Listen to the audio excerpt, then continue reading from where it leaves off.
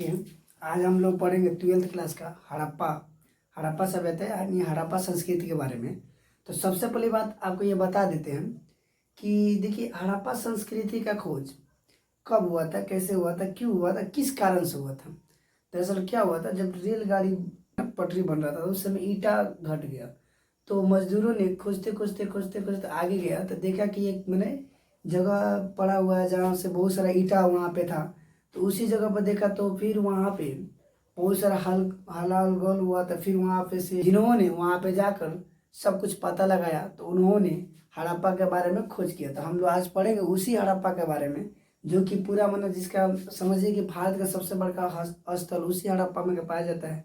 जो कि चलिए हम लोग पढ़ेंगे 12th हड़प्पा सभ्यता के बारे में पढ़ना है। सबसे पहली बात जानकारी ये जानते हैं कि हड़प्पा सभ्यता का खोज पहले इसमें पढ़ेंगे, बहुत सारा है। तो हड़प्पा के बारे में पढ़ना है, हड़प्पा के बारे में। तो हड़प्पा का खोज सबसे पहली बात किसने किया था? 1921 में हुआ था। हड़प्पा खोज सबसे पहली बात 1921 में हुआ था, दयाराम साहनी ने किया था 1921 में।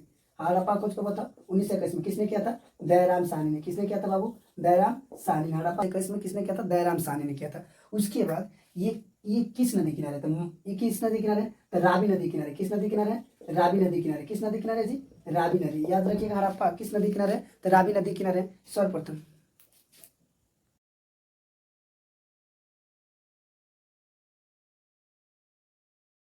और न जाने की गम, अब न तेरे आने की खुशी और न जाने की गम। बीत गया वो जमाना, बीत गया वो जमाना जब तेरे दीवाने थे हम। आप अपने लक्ष्य की ओर जाइए बाबू, चिंता ना कीजिए। आप लोग का नोट्स पूरा कराया जाएगा और जो इसका सब्जेक्टिव है वो आप लोग को लास्ट में दिया जाएगा। एग्जाम की 1 महीना 2 महीना पहले पहले दे दिया जाएगा। चिंता ना कीजिए, जुड़े रहिए हमारे साथ। चैनल को सब्सक्राइब कीजिए, लाइक कीजिए, कमेंट कीजिए। पसंद आए तो लाइक कीजिए मेरे भाई। सबसे देखिए, इस यहाँ का कब्रिस्तान जो था, यहाँ का कब्रिस्तान याद रखिएगा। यहाँ कब्रिस्तान का क्या नाम है? कब्रिस्तान RH37। क्या नाम है? RH37। RH37। यहाँ का कब्रिस्तान का क्या नाम है? RH37। जो हड़प्पा का कब्रिस्तान था उसका नाम था RH37। उसके बाद देखिए, यहाँ क्या क्या पाया जाता है। सबसे पहली बात देखिए, कुछ समय BBI में है तो यहाँ क्या क्या पाया जाता है। यहाँ याद रखिएगा, यहाँ पाया जाता है हाथी की खोपड़ी। क्या पाई जाती है? हाथी की खोपड़ी। बाबू क्या पाई जाती है? हाथी की खोपड़ी। क्या पाई जाती है? हाथी की खोपड़ी। एक सींग वाला गेंडा, एक सींग वाला गेंडा। क्या पाया जाता है बाबू यहाँ पे? हाथी की खोपड़ी, एक सींग वाली गेंडा जानवरों में पाया जाता है। उसके बाद पाया जाता है यहाँ पे, जैसे देखिए कुम्हार। कुम्हार याद रखिएगा, कुम्हार जो लोग होते हैं, कुम्हार माने क्या होता है कि जो लोग मिट्टी का बर्तन बनाते हैं ना, उन्हें कुम्हार कहा जाता है। जो लोग मिट्टी के बर्तन बनाते हैं उन्हें कुम्हार कहा जाता है। आपको पता होना चाहिए कि मिट्टी के बर्तन बनाने के लिए बहुत सारा मेहनत लगता था। उसके बाद श्रमिक लोग आएंगे। श्रमिक लोग क्या चीज में आएंगे? श्रमिक माने क्या होता है? मजदूर। मजदूरी करने वाला श्रमिक लोग में आ जाएंगे। तो देखिए, जो लोग मेहनत करता है वो लोग क्या चीज में आएंगे? श्रमिक लोग में आएंगे। उसके बाद यहाँ पे क्या आ जाएगा? क्या आ जाएगा बाबू? अन्नागार। याद रखिएगा, श्रमिक से क्या आ जाएगा? अन्नागार। अन्नागार माने क्या होता है कि जहाँ पे अन्न का भंडार होता है, जहाँ पे अन्न का भंडार होता था। कहाँ पर अन्न का भंडार था? हड़प्पा में था। कहाँ पर था? हड़प्पा में था अन्न का भंडार। उसके बाद यहाँ पे आ जाएगा, यहाँ के लोग किसकी पूजा करते थे? मातृ देवी की पूजा करते थे। किसकी पूजा करते थे? मातृ देवी की पूजा। यहाँ के लोग किसकी पूजा करते थे बाबू? मातृ देवी की। याद रखिए, किसकी पूजा करते थे?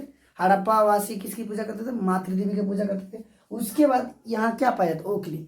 जब देखिए यहाँ पे जड़ी बूटी बनाना था, सबसे ज्यादा लोग यहीं पर बनाते थे। जड़ी बूटी बनाना था तो यहाँ के लोग तो क्या चीज में कूटते थे? उसको ओखली में कूटते थे। क्या चीज में कूटते थे बाबू? ओखली में। ओखली से के बाद याद रखिएगा तिब्बत। तिब्बत माने क्या? ताबूत। ताबूत ताबूत माने क्या होता है कि जो होता है ना कि ताबीज उबीज वगैरह वगैरह, ये सब ताबूत में होता है। क्या चीज में आता है बाबू? ताबूत। उसके बाद देखिए, सबसे पहले बात क्या होता है? हड़प्पा सभ्यता किस युग की सभ्यता? मेन क्वेश्चन ये है। हड़प्पा बहुत बार ऑब्जेक्टिव में पूछा है, हड़प्पा सभ्यता किस युग की सभ्यता था? हड़प्पा सभ्यता कांस्य युग की सभ्यता। किस युग की सभ्यता है? कांस्य युग। क्या याद रखिएगा? कांस्य युग। कौन सी युग?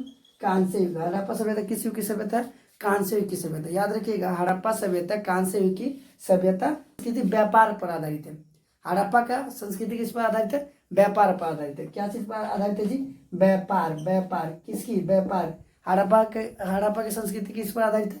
व्यापार पर आधारित है। उसके बाद याद रखिएगा इस बात को कि यहाँ का सबसे महत्वपूर्ण योजना क्या था? नगर योजना था। क्या था जी? नगर योजना। क्या था जी? नगर योजना। यहाँ का सबसे महत्वपूर्ण योजना क्या था? नगर योजना था। यहाँ का सबसे महत्वपूर्ण योजना नगर योजना था, याद रखिएगा। ये देखिए सबसे पहले क्या, यहाँ का नगर कैसा था? 2 स्तरीय था।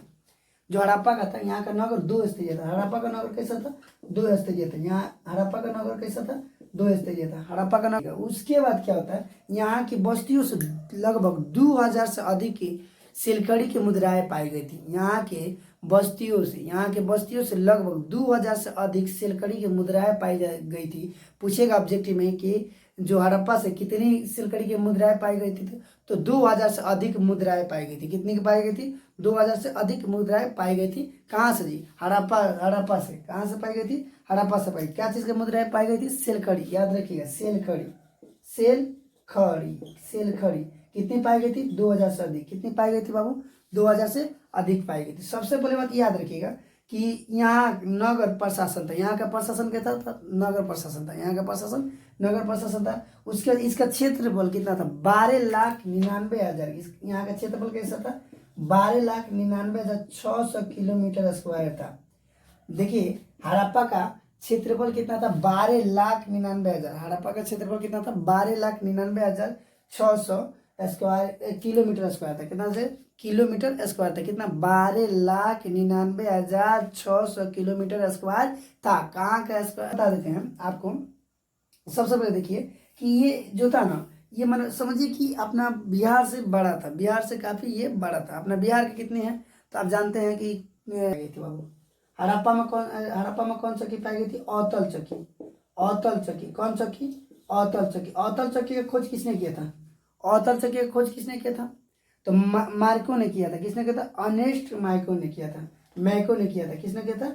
मार्को ने किया था। कौन मार्को ने किया था? तो अर्नेस्ट मार्को ने किया था। अर्नेस्ट मार्को ने किया था। कौन मार्को ने किया था? अर्नेस्ट मार्को ने किया था। औतल चक्की का खोज किसने किया था? अर्नेस्ट मार्को ने किया था। किसने किया था बाबू? अर्नेस्ट मार्को ने किया था औतल चक्की का खोज। उसके बाद देखिए सबसे पहली बात क्या होता है कि ये भारत के पश्चिमी उत्तर यानी पश्चिम से लेकर उत्तर दिशा की होता है। पश्चिम से लेकर उत्तर, जिसको कहते हैं पश्चिमोत्तर। क्या कहेंगे? पश्चिमोत्तर। यानी भारत, इसका मुख्य केंद्र था हड़प्पा। यानी हड़प्पा का मुख्य केंद्र था। हड़प्पा सभ्यता का मुख्य केंद्र क्या था?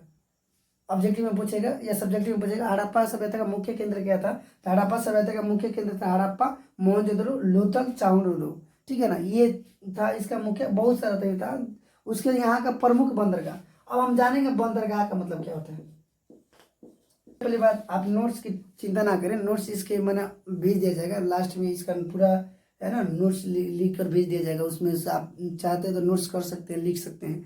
ये देखिए सबसे पहले बात देखिए यहाँ का बंदरगाह का मतलब क्या होता है? बंदरगाह का मतलब होता है बाबू, बंदरगाह का मतलब होता है कि जहाजों का अड्डा होता है ना, उसको बंदरगाह कहा जाता है। जहाजों का अड्डा होता है उसको बंदरगाह कहा जाता है। तो हड़प्पा सभ्यता का सबसे प्रमुख बंदरगाह क्या था? हड़प्पा सभ्यता का सबसे प्रमुख बंदरगाह था, पहला में आता है सूतका गेंडोर। क्या था? सूतका गेंडोर। यहाँ का सबसे प्रमुख जो था बंदरगाह क्या था? सूतका गेंडोर। दूसरा क्या था? बालाकोट। दूसरा का क्या था बाबू? बालाकोट। दूसरा का क्या था? बालाकोट था। दूसरा का क्या था बाबू? बालाकोट था। तीसरा का क्या था? लोथल।